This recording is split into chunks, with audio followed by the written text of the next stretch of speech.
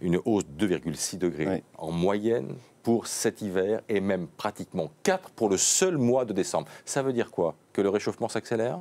Ces chiffres sont franchement sidérants. Il y a une possible accélération. Maintenant, on ne juge pas le climat sur une année, encore moins sur une saison et un mois. Il faut une vingtaine d'années pour avoir une vue tendancielle. Cela dit, ces chiffres sont incroyables. Deux autres chiffres. On était sur une augmentation de 0,2 degrés par décennie.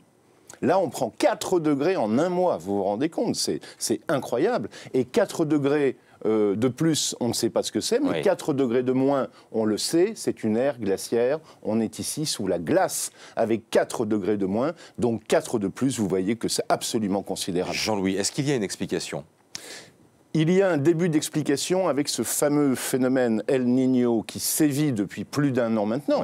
On rappelle mais on en parle depuis longtemps d'El Niño. Mais 2015 a été une année record. On sait que c'est un phénomène naturel qu'on n'explique pas vraiment, mais qui revient tous les 5, 6, 7 ans. Expliquez-nous ce que c'est. C'est un réchauffement des eaux de surface du Pacifique qui provoque donc des perturbations météo un petit peu partout sur Terre et qui est probablement responsable de l'augmentation globale de la température en 2015. Bon, il y a eu des engagements qui ont été pris pendant la COP21. Est-ce qu'on est dans une situation là, telle qu'on la vit aujourd'hui, irréversible ou alors combien faudra-t-il de temps pour que les mesures, les engagements décidés se traduisent concrètement dans les faits et influence l'évolution du climat?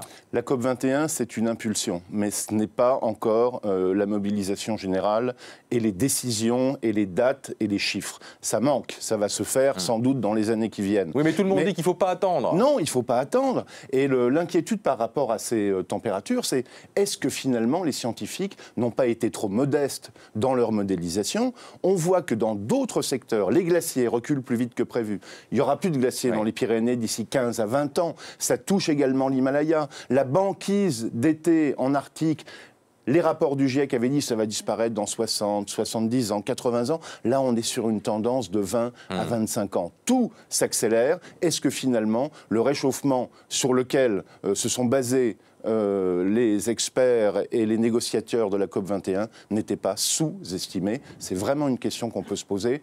Mais encore une fois, il faut attendre pour avoir une analyse plus précise. Mais urgence absolue, quoi qu'il en soit.